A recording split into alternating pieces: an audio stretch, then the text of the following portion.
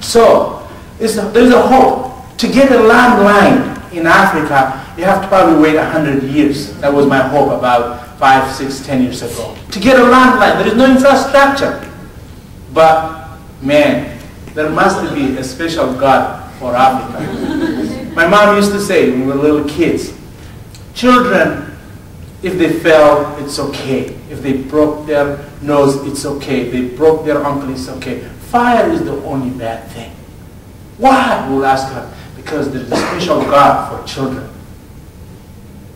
Because there is a special God for children. I'm pretty sure there is a special God for Africa then. Otherwise, it would have been impossible to get communication. It would have been impossible to do anything. If you go to Dar es Salaam today, the woman or the person who's selling the vouchers, the credit for the cell phone, whether it's 10 cents or 50 cents or $1, whatever, she's talking on the phone continuously, using more minutes than whatever she has collectively done. She is communicating. Communication, hopefully, will help them. In any part of Africa, in the middle, I'm repeating this one again, people have cell phones. They're very smart. I don't know how fast the English language is developing. I think I know slowly, because when I learned the word woos many years ago, it was not in the dictionary. Well, now, soccer ma'am is in the dictionary because we're trying to play soccer here. In my language, in Tigrinya, a new word has evolved in the last 3 or 4 or 5 years. Missed call. Missed call is a Tigrinya word now. Didn't I give you a missed call? Why didn't you call me? The other language. So, it's amazing because, you know, did you get that missed call? My mother says, we gave you a missed call, how come you didn't call us? A little bit about my students, because I'm on time. Just, I think I have a few things to say about those 22 students that I took with me. 22 students, great kids. Look at them. Not 22. They just look happy. They were sick. They were miserable. I had to airlift them. Some of them. Malaria, UTI, all sorts of things. I have 2 cell phones in my pocket. I sleep. These kids have political opinions. This was when election was taking place, when Obama was beating everybody. Even the Republicans, I don't know, we suspect that there were some Republican kids, but they were acting like Democrats. It was impossible to do anything. Their demands are just unbelievable. When Sarah Palin and Joe Biden were debating, we were in the middle of the nowhere in Serengeti. Camping. Primitive camping. No fence, nothing. So they came and told me, we would like to spend the night at the lodge because the debates are at 4:30 in the morning. And I say, why do you have to ask me this? What? Well, we ask the manager. The manager says we can spend here. I say, no, I have to go there and check.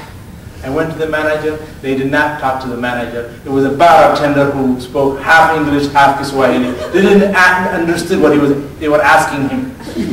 So I don't want to disappoint this kid. So I say, well, let's find a manager. And there will be a rule. Few of you are going to spend the night, watch the debate. The rest of you are going to go to camp with me, spend the night. Well, we managed to convince the manager that they can stay there. But they didn't understand what we're talking about.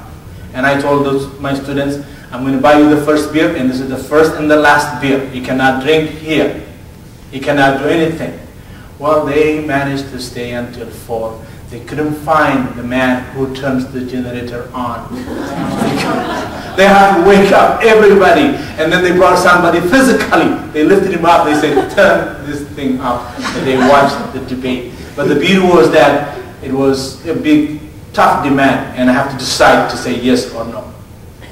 You have to hire a guard to protect them in the field with a gun from the elephants. You have to protect them from getting married, because they might be dads when they come here. It was part of my job. I have to warn them, you can't do this thing. It's not an ACM rule, but it was my rule. I would say long distance relationships stink. Loud and clear, I say, because I don't want anything to happen in my watch. I was not nervous, but I was just making sure that they all come back and became great ambassadors for Tanzania. They all come back safe and alive in one piece. And remember, they are always sleeping. I'm the one who doesn't get the sleep. They are practicing tough jobs, hunting gatherers. Their friends might be on the other side. It's very tough. So I never slept. I don't know if ACM is going to compensate me for this, but I was up for the 5 months that I was there. But I enjoyed it. I would do it in a split second. If it was not for my family, who would probably not be as excited as they were to do it back to back, or my school, who would probably be unhappy if I go. The experience that I got, even though the scar was hurting over and over again, even though my wounds were coming back over and over again, I would do it. Because for me, it was a simple goal. There will be 22 ambassadors for Tanzania. There will be 22 kids who would represent Tanzania better than Tanzanians here, better than me here. Because once you're out there, you know how beautiful it is. They are so dangerous. This is Langai, the most active volcano in northern Tanzania. On the other side, there is a lava pool. Look at them.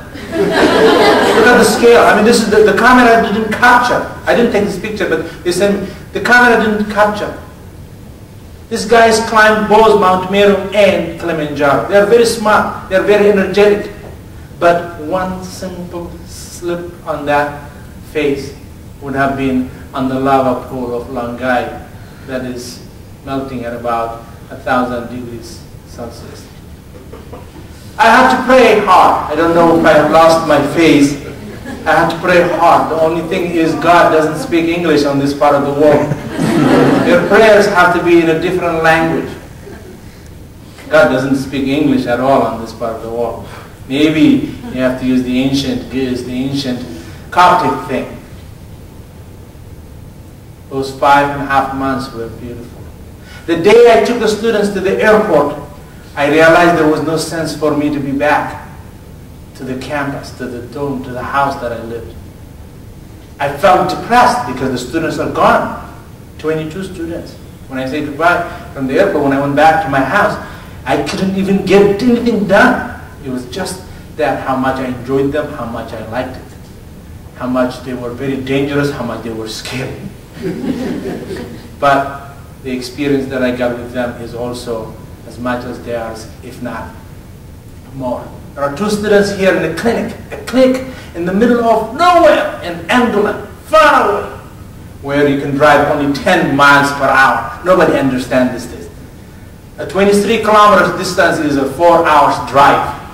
Between the 2 camps, 8 hours. Dangerous. Look at how steep that hill is. I had to decide to put one group in a different camp because at the end we put them together, but I don't want to take the kids who are not getting malaria to the other camp so they can get malaria. I already know there is a problem there. So I put the group that was with me in a different camp, and then we were driving back and forth, but so steep. I don't know if you can see the Land Rover here. On the first one, it's not closer to the tree, but in the second one, it's almost closer to the tree because he couldn't back up. The minute he's trying to put the clutch, here you need an act of balancing between the clutch and the accelerator. But there is a split second because the handbrake doesn't work. This car is heading downhill. I had to jump out of this car. I was in the front seat. I said, stop, stop. We have to put some rocks first to just keep it because the law of gravity also is in effect in that part of the world.